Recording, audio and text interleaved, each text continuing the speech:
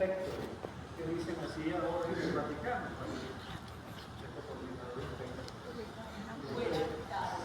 Buenas tardes.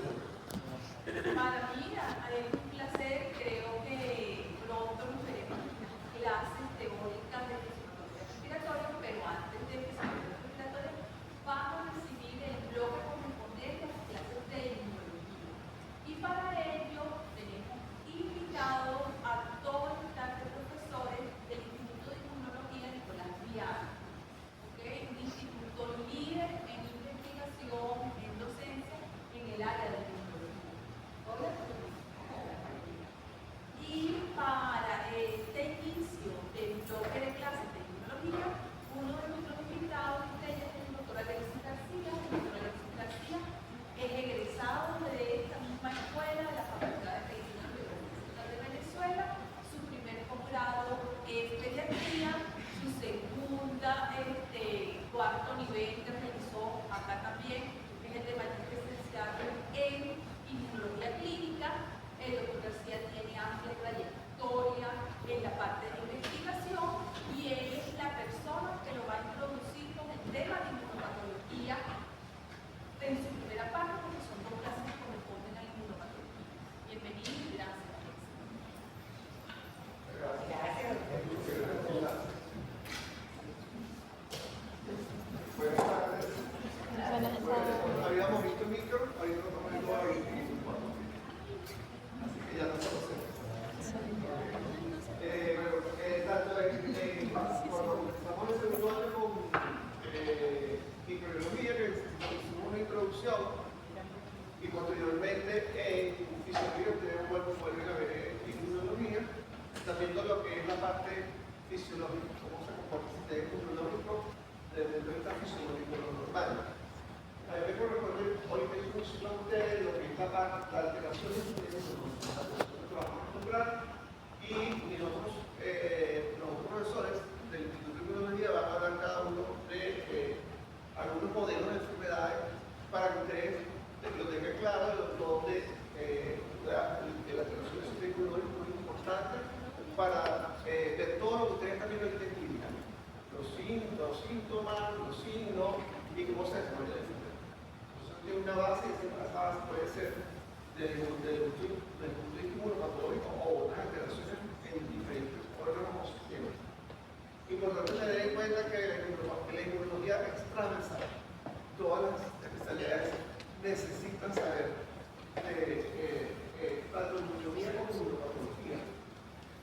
Y lo otro que se necesita saber es, tenganlo en cuenta, fundamentalmente todavía estamos tratando de ver si lo incorporamos al currículum en genética.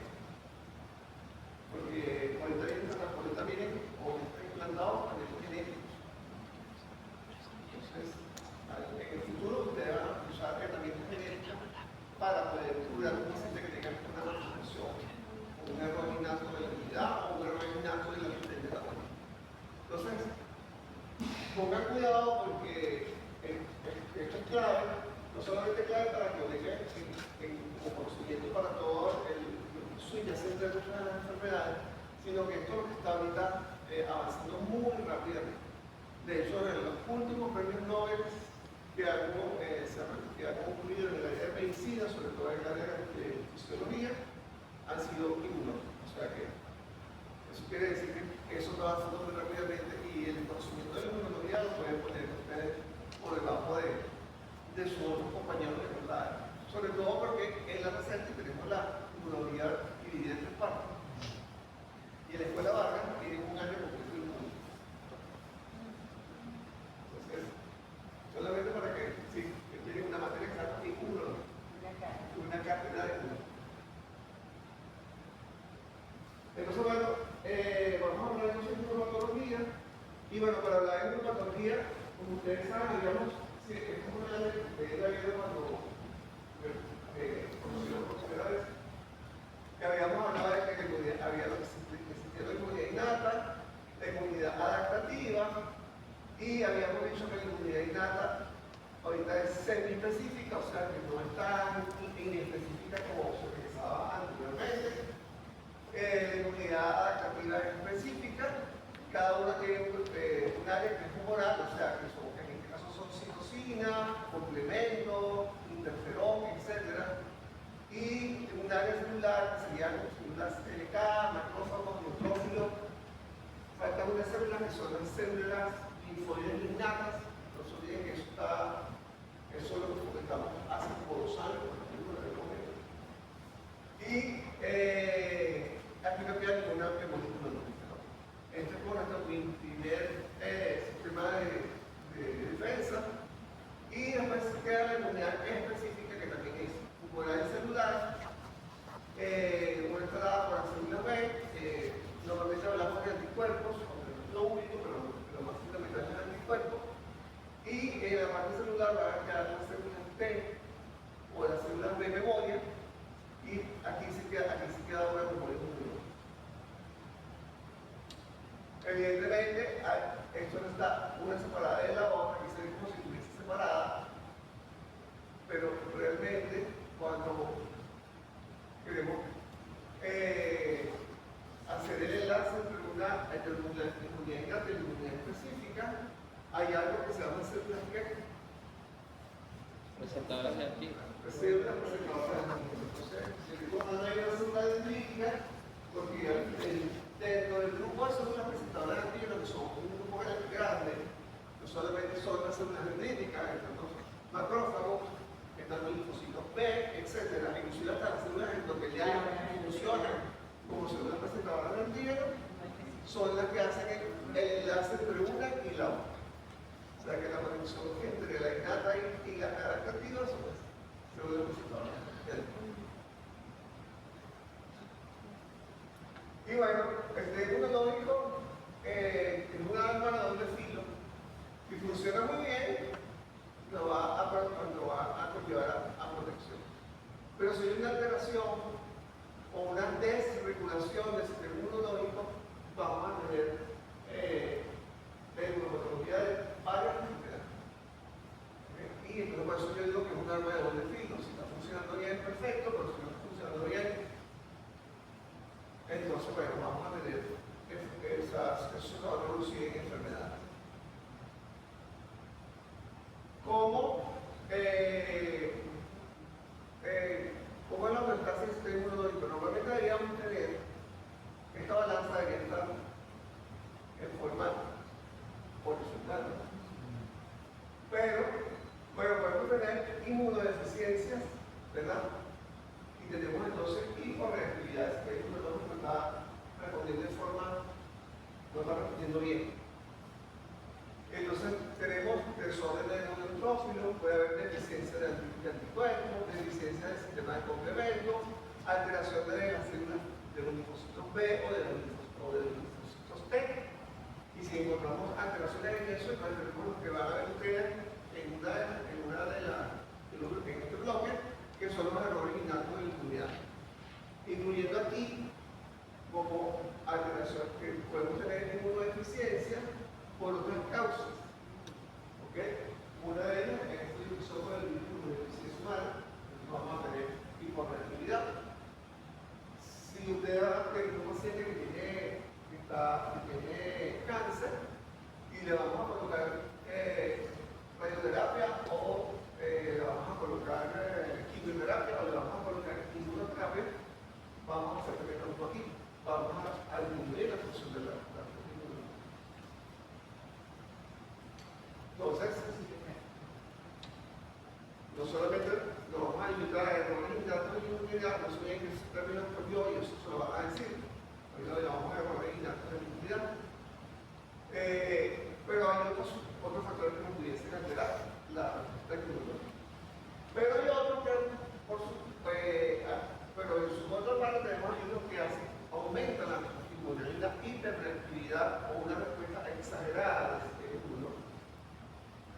Esa respuesta exagerada puede conllevarnos a producir enfermedades autoinmunes que pueden ser órganos específicas, por ejemplo, una tiroiditis, una hepatitis autoinmune, eso sería órgano específica, o una enfermedad autoinmune generalizada, que es la que ustedes conocen, el hospital siempre tiene el paciente con un cuerpo sistémico, que es algo que siempre están viendo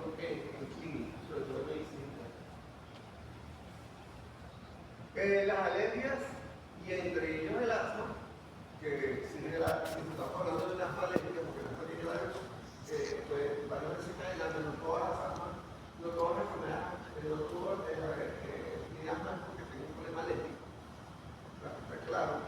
Pero tenemos enfermedades como alergias, que pueden ser en la piel, pueden ser ubicadas en la vía respiratoria o en cualquier otro órgano. Y enfermedades inducidas por patógenos. En la tenemos una respuesta exagerada. Y que enfermedad produce una respuesta exagerada cuando nos infectamos con ese virus que podría conllevar a ciertos individuos a inclusive complicarse y hasta la muerte.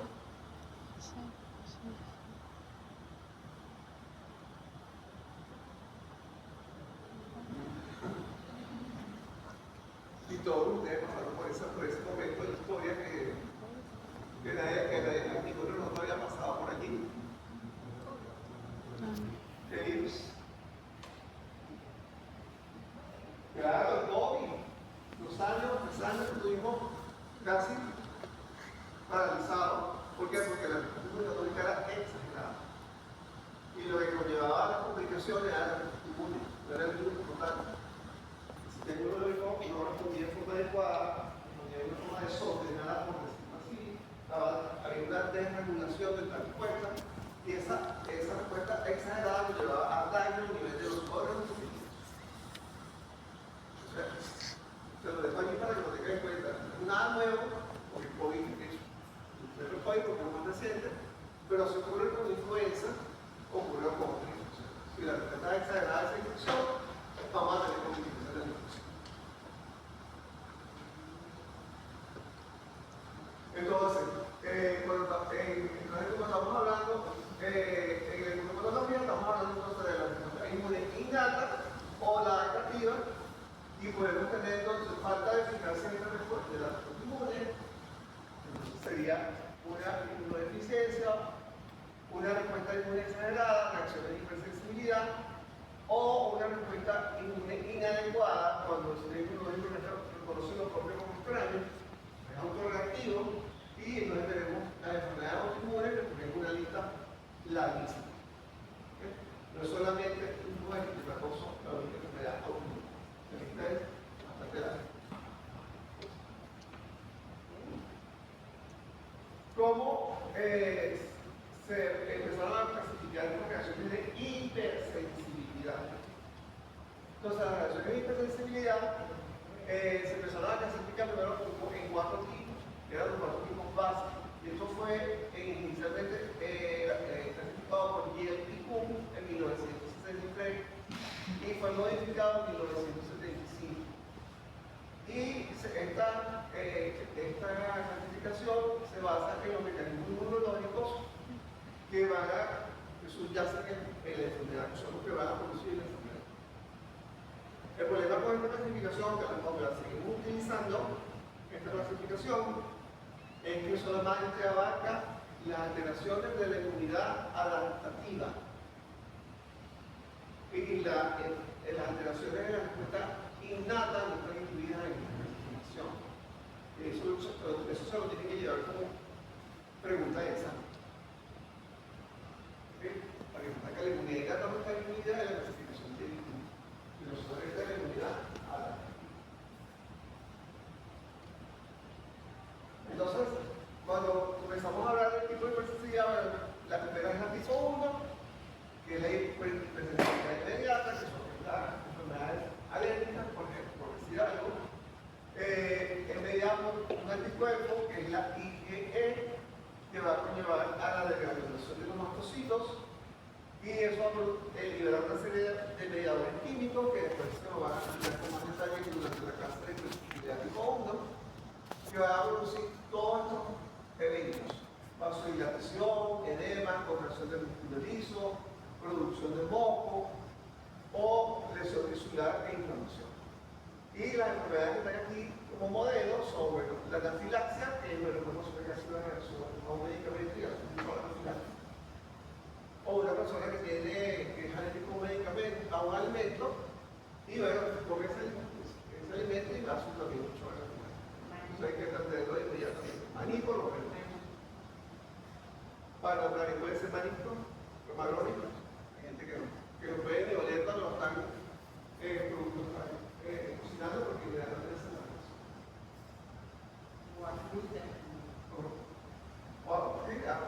uno puede ser alérgico a cualquier cosa. Entonces, tenemos la mediada por tipo 2, que es la evolución de IgM e IgG, la fagocitosis de la célula blanca, hay fagocitosis y lisis, y aquí vamos a encontrar como modelo y la más importante de todas es la anemia hemolítica urinaria, que es la más frecuente. Entonces, síndrome, que es el síndrome de Pasteur, pero eso es tan frecuente, verlo muy realmente. Algo muy ocasional. Pero la anemia hemolítica autoinmune sí la van a estar teniendo como pacientes que van a estar atendiendo. Después tenemos la mediada por complejos inmunes, que esto es importante, cuando se produce en tu cuerpo, el anticuerpo se une aquí en un antígeno y va a formar entonces el complejo antígeno-anticuerpo, ¿verdad? Y eso es lo que yo quiero hablar, son los complejos inmunes. Los complejos inmunes son la unión del anticuerpo con sangre. Y como dice allí, tenemos un órgano que se llama el blanco de los complejos inmunes. Se producen muchos complejos inmunes, no se eliminan, porque a medida que se producen los complejos inmunes se van eliminando. El sistema inmunológico lo va eliminando. Pero la producción de complejos inmunes sobrepasa la capacidad de eliminación, se tiene que empezar a depositar en células blancas. Entonces, va a haber deposición de estos complejos inmunes. ¿Dónde se pueden depositar? Bueno, normalmente se depositan donde en el riñón, produciendo glóbulos o la inmune. Pero se puede depositar en otros lados. Se puede depositar en los vasos. La producir vasculitis. Entonces, como aquí se produce inflamación, vasculitis necrotizante, entonces vamos a encontrar inclusive enfermedades que solamente se limitan a los vasos, que son vasculitis. Y no son el grupo de eritematosos sistémicos, son otro tipo de enfermedades que hay que descartar con exámenes que nosotros hacemos en el instituto para determinar cuál es la causa de esa vasculitis. Está la última, la mediada por célula, que es la tipo 4, la que llamamos hipersensibilidad retardada, a diferencia de la primera que es inmediata. Esta está mediada por linfocitos T activados. Estos linfocitos T en contacto con ese determinado antígeno va a liberar citocina, sobre todo citocinas proinflamatorias, activación del macrófago, y va a haber la citotoxicidad mediada por células T. Vamos a encontrar aquí infiltrado celular, perivascular, edema, inflamación de granuloma y destrucción celular.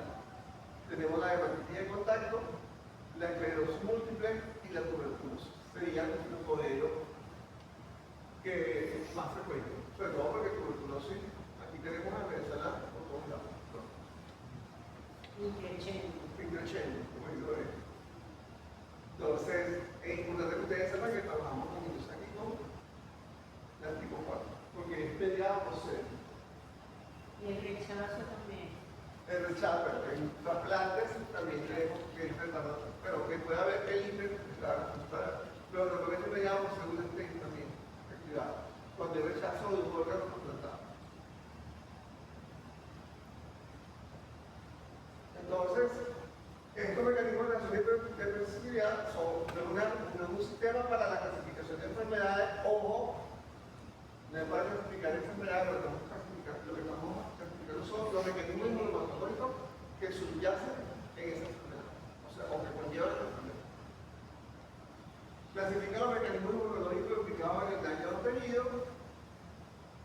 Aquí lo puse en negritas, limitadas a las alteraciones de la inmunidad adaptativa, así que la inmunidad reina no desaparece, ellos no lo tomaron en cuenta, pero la inmunidad también, cuando la inmunidad está alterada, también va a conllevar la enfermedad.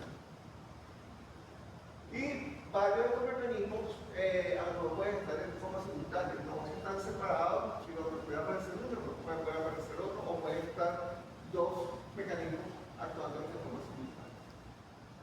Pero ustedes pueden tener una persona con enfermedad autoinmune y pueden tener una persona que a su vez esa persona con enfermedad autoinmune puede desarrollar una enfermedad alérgica.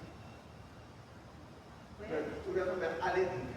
Entonces tiene tipo 1, que es una enfermedad tipo 2, o tipo 3, perdón, que es por reproducción natural. Entonces, esos mecanismos se pueden combinar y a veces pueden coincidir. Entonces, un paciente puede tener varios mecanismos o varias enfermedades. Sobre todo en medicina interna, que es donde vamos a encontrar muchos pacientes en los cuales vamos a encontrar que hay varios mecanismos que están funcionando de forma continua.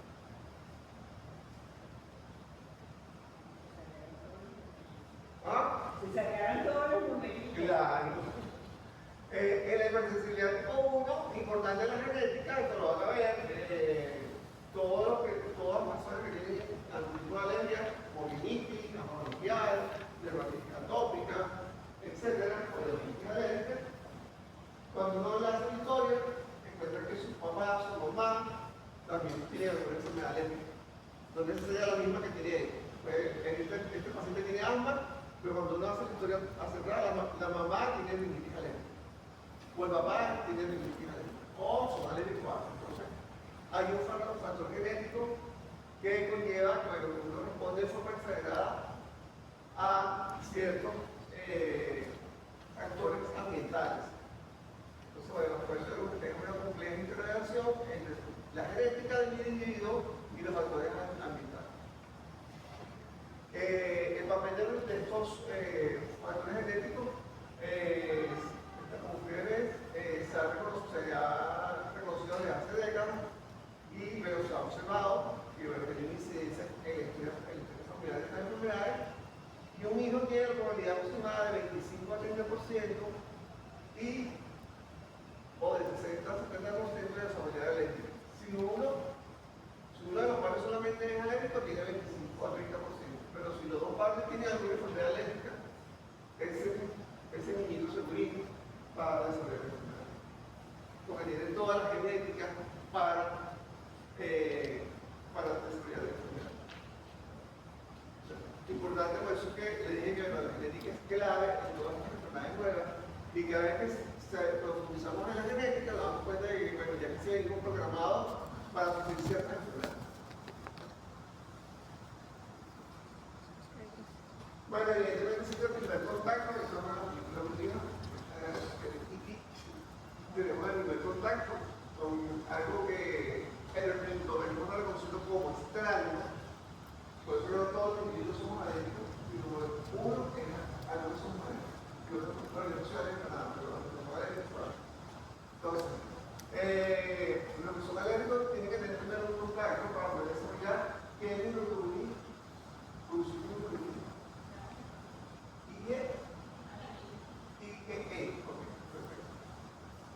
Entonces, tengo que tener el primer contacto, que normalmente aquí se usan los ácaros, porque los ácaros, cuando investigan pacientes que son alérgicos, cuando uno le hace la prueba, encuentra que la mayoría son alérgicos a los ácaros del polvo, pero los ácaros siguen con nosotros, nosotros vivimos con la noche bien almohada, con la sábana, el colchón, y ellos están aquí. ¿Así? Exactamente, porque ellos viven de comen, nosotros les llamamos fisiología. Nosotros quedan en la cama, nos cambiamos ordenadamente la copa de cama. Evidentemente ellos están ahí, muy tranquilos. Y nosotros tomamos toda la noche con ellos allí durmiendo. Y en la mañana, en la madrugada, entonces el que es asmático aparece con tos, o puede haber con una crisis asmática, y el clínico comienza a estornudar apenas se levanta la noche. Por eso es la que recordar. Hay que ventilarla. Claro. Entonces, bueno, yo no voy a entrar a hacer profundizar en este mecanismo, porque esto lo va a tratar. Pero lo importante es que ustedes vean que tiene que haber, vamos a tener un patrón TH2. ¿Qué quiere decir un patrón TH2? O un patrón TH1, o un patrón TH17. Eso ustedes frecuentemente cuando lo hablan, no, este es el patrón TH17, este es el patrón TH2. Es el patrón de citosina que produce este linfocito. Entonces, si produce determinada citosina o conlleva a la producción de determinada citosina, ese es el patrón que va a determinar al TH. Entonces, por lo menos aquí yo veo que hay L4 y L5, etc. Yo sé que aquí tengo yo un linfocito que tiene un fenotipo que es TH2. Va a producir ese tipo de citosina, va a estimular al linfocito B, que se va a convertir en un plasmocito, va a producir inmunoglobulina E, y esa inmunoglobulina E va a sensibilizar a una célula que tenemos en todas partes, en la piel, la tenemos en el aparato respiratorio, la tenemos en el aparato gastrointestinal, que es clave, que se llama mastocito.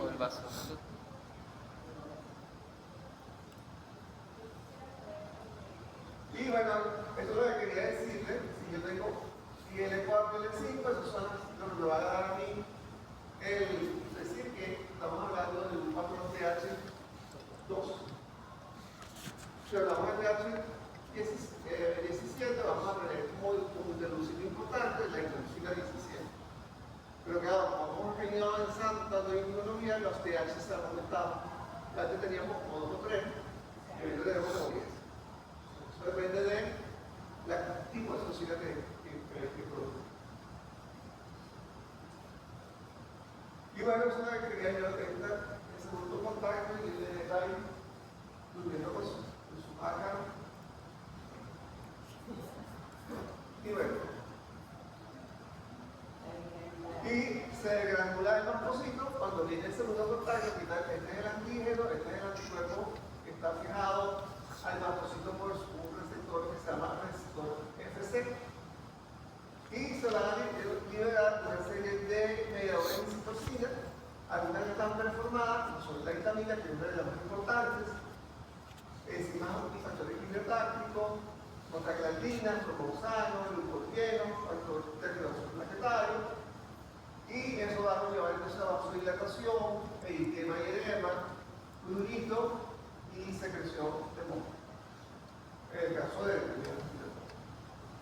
o pueden hacer abores, lo que la gente llama roncho, pero que son abores, y también se puede hinchar.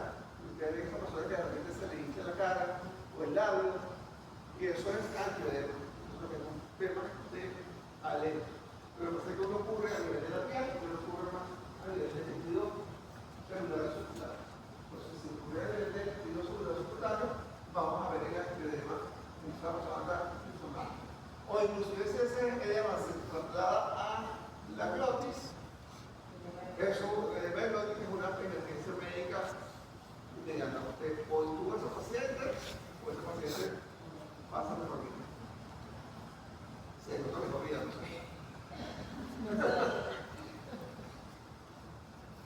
Hay una gente que se hace un choque radical. Por la anina. ¿Ah? Inyectar adrenalina por la anina. Bueno, normalmente lo puedo utilizar desde esa adrenalina y profunda. Después de algo de un neutralizador, puedes inyectar adrenalina por la vena planina. Bueno, La adrenalina. sí, pero claro, pero tendría que tener expertise para hacerlo. Sí, por Pero eso para... Ya lo que no está, para impacto, claro. Sí, pero normalmente el protocolo es adrenalina y profunda. Por eso existe lo que se llama el epidemio, que ya viene ya, la población alérgica ya lo tiene, lo carga consigo en su cartera, consigo en su bolso, y cuando tiene la reacción alérgica, automáticamente como se autoinyecta y produce de ahí. Es carísimo, pero sí, pero les salva la vida mucha gente. Si una persona es alérgico a la picadura de abeja o de avispa, y llega y de repente una vez hace todo el cuadro,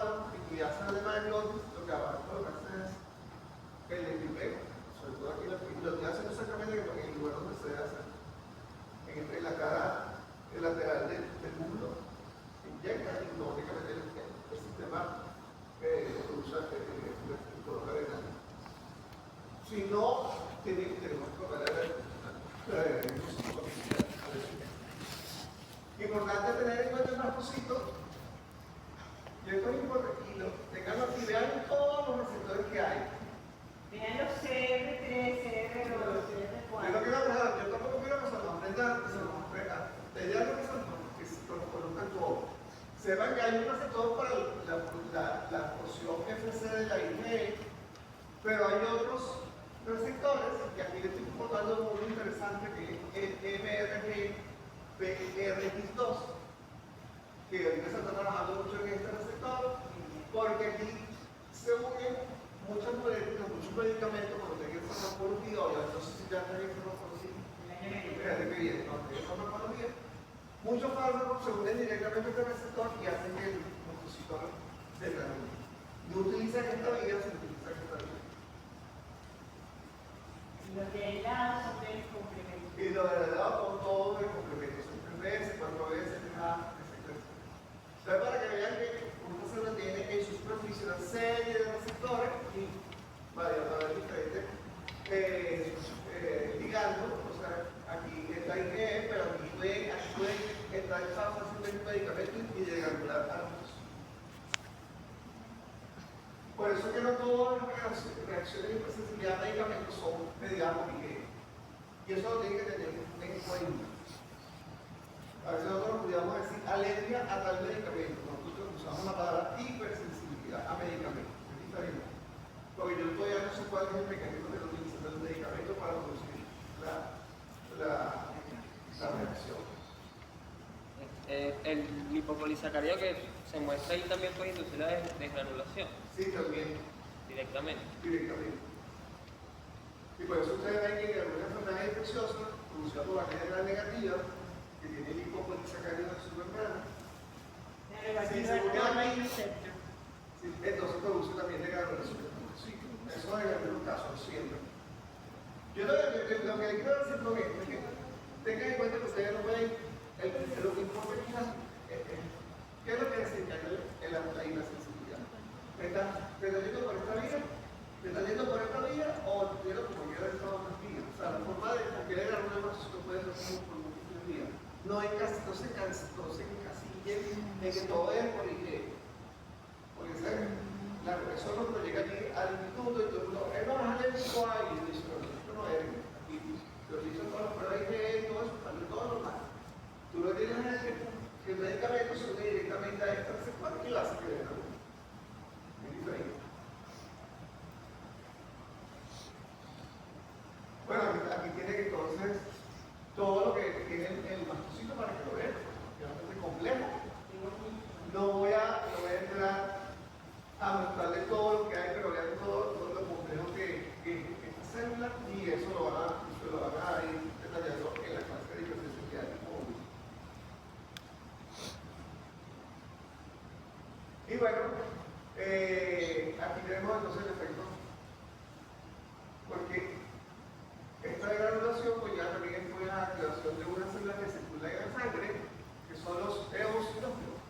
Por eso que las personas alérgicas tienden a tener los eosinófilos elevados.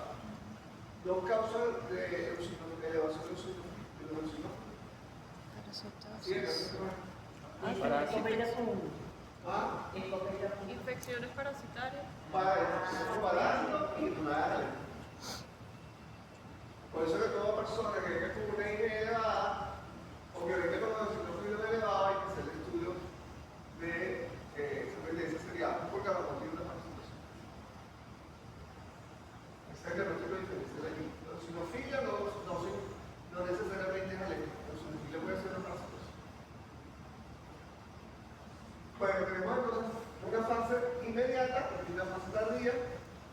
La fase inmediata es el control de hora y la fase tardía viene después.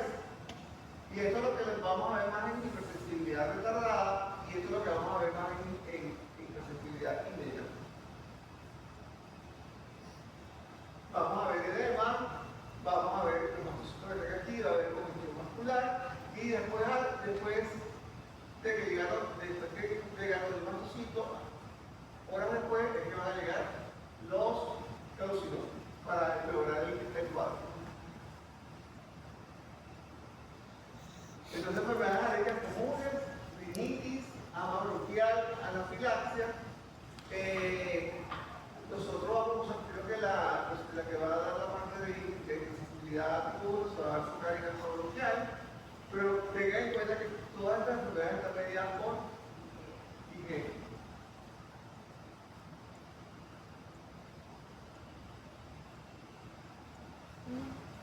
Alergia a medicamentos, algunos pueden ser mediados por IgE, urticaria y edema pueden ser mediados por IgE, dermatitis ectodermal cáncer, se tendrá que es un tema alérgico, ahorita es independiente de IgE, y la enfermedad celíaca, que también se considera una enfermedad alérgica, es independiente de IgE, y la enfermedad celíaca es una enfermedad que entra en el grupo de enfermedades autoinmunes. Entonces, se sacó de alergia y se pasó a enfermedades autoinmunes.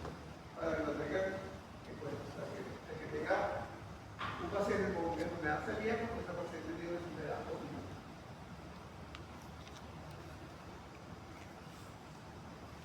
Este es el dermatitis de contagioso, lo que le pasa a algunos que se ponen la correa y la correa le queda en contacto con el abdomen, ¿no? Y eso que me pasó aquí, resulta que esto es la alergia más frecuente que hay a un metal, el níquel. Si la persona tiene níquel, o si lo que ustedes se colocan de bisutería o de níquel, ustedes van a ver o pendientes también son de níquel, pueden tener algunas lesiones. Son de dermatitis de contacto. Así que no te de usar oro, si la ayuda que le gustan. Oro Un plano. golpe de oro por ahí. Entonces, bueno. Hipersensibilidad a la penicilina puede ser mediada por IgE, pero puede ser que no sea mediada por IgE, pero es de la más frecuente mediada por IgE. Y bueno, los antibióticos beta-lactámicos son considerados artenos, porque ellos solitos, las moléculas pequeñas, no son antigénicas, bueno, no tienen una para que ellas puedan ser reconocidas como antigénicas, tienen que unirse a otra molécula, en este caso a una proteína. Y puede ser proteína que está ubicada en el plasma. Puede ser albúmina, por ejemplo. Entonces, si se une, como ellas son de bajo producción molecular, al unirse moléculas más grandes, entonces ya van a adquirir la propiedad de un inmunógeno. Ahí tenemos todo este grupo de medicamentos que pertenecen a la familia de las penicilinas y que tiene la capacidad de unirse proteínas mediante la apertura espontánea de su anillo, el anillo beta-lactámico, y bueno, modifica la estructura de la, porque ya esta proteína tiene una estructura diferente y es reconociéndose como estrella y el sistema inmunológico de esa respuesta inmunológica. Claro, es sensible, como todo. El sensible. sensible a la penicilina, también tiene que haber una de subyacente una base genética. No todos son alérgicos a la penicilina. En un grupo. Y generalmente en la clínica, esto se lo voy a decir para la clínica. Cuando le ponemos una etiqueta a un paciente, tiene que cuidar la etiqueta que le colocamos. Si yo le coloco a un paciente la etiqueta alérgico a la penicilina, pues la etiqueta es mala. Ese paciente no va a usar nunca por esa penicilina, resulta que el paciente no es alérgico a la penicilina. Y aproximadamente el 90% de los diagnósticos de alérgico a la penicilina no son alérgicos a la penicilina, son falsos. Porque estaban haciendo el antibiótico a lo mejor con una infección o en otra condición, y eso, la condición fue la que llevó a que se produjera la reacción que están conservando por no hacer la penicilina como tal. Entonces le ponen la etiqueta alérgico a la penicilina. Y entonces, cuando te llegan, no es alérgico a la penicilina. Ya te eliminaron una opción terapéutica. Después, hay un tipo de penicilina y con no vamos a utilizar la salfordina. Parecía hay una reacción cruzada. Entonces, tengamos mucho cuidado con lo que hagamos en el ponerle la etiqueta a alguien de algo, ya le estamos marcando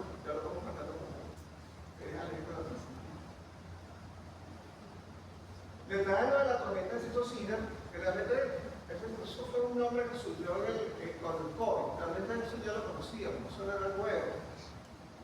Cuando tenemos, ahorita que estaba circulando la N3H2, hace poco, durante noviembre, bueno, creo que octubre, noviembre, diciembre, y todavía son algunos casos de N3H2 de influenza.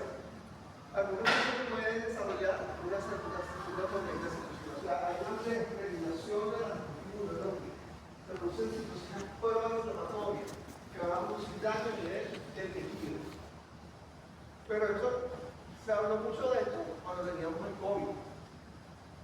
Entonces fue cuando apareció este término de tormenta citocina, que realmente ya se estaba discutiendo, o sea, no era nada nuevo. Lo único que, bueno, cuando apareció el COVID, fue una pandemia, evidentemente el término se quedó allí y la gente lo empezó a utilizar. Pero realmente eso ya estaba escrito. Ustedes ven aquí, hay una respuesta inicial de la citocina, que eso se va aumentando y es como un ciclón, por decirlo así. O sea que es como que va aumentando de categoría hasta que llega un tornado tipo clase 4 o 5, que bueno, que destruye el tejido, por decirlo así. Conceptos claves. En el tema de reacciones alérgicas, que son inducidos por antígenos ambientales, normalmente la mayoría de nosotros tenemos problemas con esas sustancias, lo que genéticamente está mal impuesto si lo van a dar respuesta. Es una respuesta de reacción, producción de IgE en individuos genéticamente susceptibles, y la IgE se va a unir a los mastocitos, que son células que están ubicadas en todo el cuerpo, mediante la unión de los receptores FCX, como se lo mostré en la lámina. Cuando uno se responde a la alergia, entonces eso va a conllevar a la activación de los mastocitos, se van a liberar todos esos mediadores químicos, hay una fase temporal tardía, hay manifestaciones clínicas que pueden ser localizadas. El que tiene clínica alérgica solamente va a hacer nada. El que tiene como clínica alérgica los ojos, o puede tener clínica alérgica como clínica alérgica. Y puede ir de algo muy simple, la rinitis, hasta la reacción anafiláctica. Las reacciones de hipersensibilidad y procesos inflamatorios no controlados, que son por la inmunidad innata y adaptativa, y lo cual no está incluido en la clasificación de IgE. Aquí no vuelvo a repetir, la inmunidad innata no está incluida en la clasificación de IgE, pero sí entra en esos fenómenos que debemos observar. Porque a veces como se activó la inmunidad adaptativa, se activó la inmunidad innata. Que fue lo primero que se activó, realmente. Cuando estamos en la 2, tenemos reacciones citotóxicas mediadas por anticuerpos. La reacción se produce en unos minutos o unas pocas horas. Es mediada por la inmunoglobulina. Entonces aquí sí tenemos otra inmunoglobulina que está marcada aquí, que es la IgG, que es la más abundante del cuerpo. ¿Cuánto es el porcentaje de inmunoglobulina G que tenemos? Comparado con la inmunoglobulina. Segundo año de misión. ¿Cuánta vida hay? ¿Cuánto representa de todas las inmunoglobulinas de G?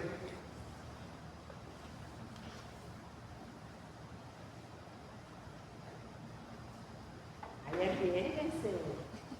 65. Ahí no, ¿verdad? Ahí. ¿Cómo va? 80. 80%. 85% de todas las inmunoglobulinas, la G, la A, la E, etc. La G representa casi el 85% de todas las inmunoglobulinas que vamos a encontrar. Están divididas con antígenos expresados en la superficie de las células blanco, como si la participación del complemento, de neutrófilos o células genéticas, y es lo que se llama citotoxicidad mediada por o dependiente de anticuerpos. Bueno, le pongo esto así porque así como lo van a ver en la literatura, así va a estar abreviado, pero la traducción en español es citotoxicidad mediada o dependiente de anticuerpos celular. Vamos a actuar contra antígenos propios, antígenos del microorganismo expresados en las células del huésped, neoantígenos de células que se han transformado en infecciones, células neoplásicas o agentes químicos carcinogénicos, o moléculas ubicadas en la superficie celular, por ejemplo, medicamentos que se unen a la superficie celular de una determinada célula. Esta está clasificada sobre en dos, la tipo A, 2A, que es citotoxicidad, que nos lleva a la muerte celular, después de la unión del antígeno con el anticuerpo. Se activa el complemento sobre la superficie de la célula blanca o de la célula diana, produciendo entonces la destrucción de la célula o lisis celular. Va a haber lo que se llama oxonización. ¿Se recuerdan que habíamos hablado de que la oxonización era un proceso en el cual el complemento se unía a una determinada microorganismo o superficie y lo hacía más apetecible a los macrófagos, por decirlo así. Liberación de especies de reactivos de oxígeno y enzimas proteolíticas y bueno, citotoxicidad celular dependiente de anticuerpos. Y aquí lo tienen, citotoxicidad dependiente de anticuerpos. O sea, aquí están los anticuerpos que estamos viendo. Esta es la hoja. Y aquí tenemos entonces el macrófago, el neutrófilo que va a gestar esto y lo va a fagocitar.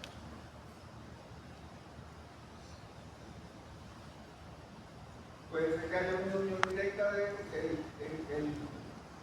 una célula con la célula blanco y va a hacer que ella pueda ser destruida o pueda ser lisis o puede llevar a un proceso de muerte celular programada que es apoptosis. Entonces, la tipo 2B es la neutralización celular, interacción antagónica de un autoanticuerpo y un receptor normal. Y la tipo 2C, citoestimulación, interacción de un autoanticuerpo con un receptor normal que conlleva la estimulación patológica del receptor. Vuelvo a repetir. 2B, neutralización celular.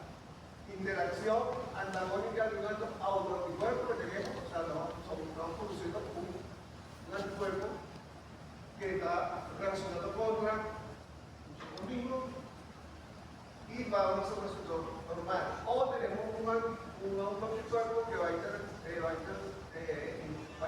con un receptor normal y lo va a estimular.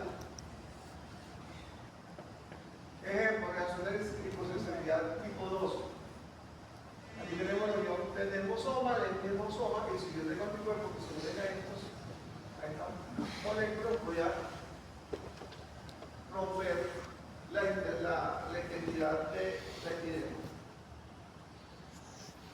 Aquí tenemos lo que este es lo que normalmente ocurre en las células epiteliales, así están unidas en ellas, y si yo tengo anticuerpos, voy a alterar todo esta unión. Eso se va a separar. Y esto es lo que vamos a encontrar. Una de esas enfermedades es el PENFI. Entonces, aquí lo que están viendo es que esos autoanticuerpos se unieron a esas uniones y rompieron las uniones y se produjeron estas ampolas. Inclusive, depende, hay dos tipos, hay un PENFI ocular, hay PENFI, etcétera, etcétera, eso lo van a ver en clínica. Y aquí lo que inclusive en personas adultas cuando aparece esto es mortal. Casi el 80% de los pacientes que desarrollan esta enfermedad fallecen, independientemente del tratamiento que tomen. Reacción de hipersensibilidad tipo 2. Tenemos aquí la unión del axón con la placa neuromotora, ¿no? Y aquí el receptor, aquí esto es estimulado por la acetilcolina, este es el receptor de la acetilcolina. Si yo tengo anticuerpos contra este receptor, la acetilcolina no se va a poder unir al receptor. ¿Ok? Por otro lado, puedo tener un anticuerpo que se une en este caso, al receptor TSH, que es de la tiroides, y lo estimulo.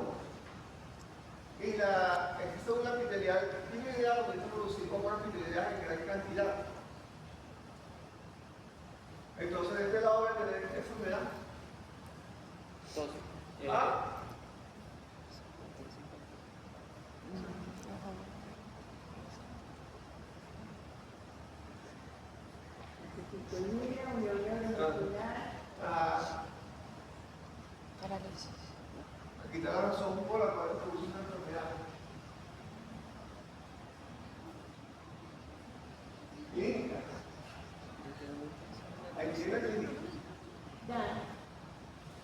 Esta es la fisiopatología y hay esto es la toma de la clínica. Esto es lo que ustedes van a ver.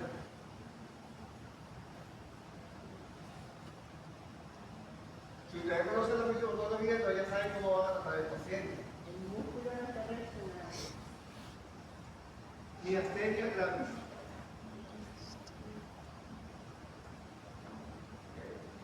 Y si yo estoy estimulando la producción de hormonas, tiroideas en gran cantidad, ¿qué cuidado voy a tener con este tema? Hipertiroidismo. Ah, a ver, si se equivocaron, se equivocaron. Hipertiroidismo. Hipertiroidismo. Ahí está, como el calcio. Enfermedad de Gray-Hasser, ¿no? Ese es un hipertiroidismo. Evidentemente, eso ya no lo vemos, es muy bueno verlo actualmente, pero en algún momento lo veíamos perfectamente.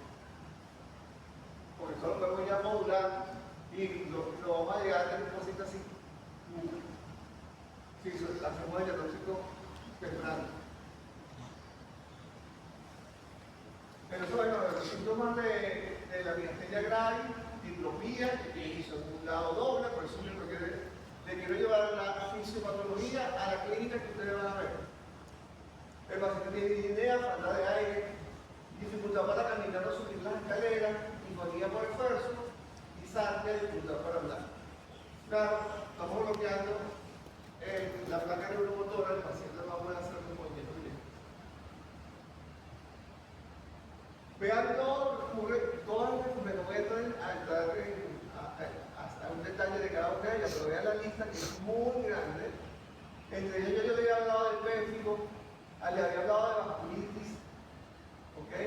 Habíamos hablado de miastenia gravis, la enfermedad de hipotiroidismo, pero hay una lista muy grande que incluye la hipersensibilidad y hipodosis.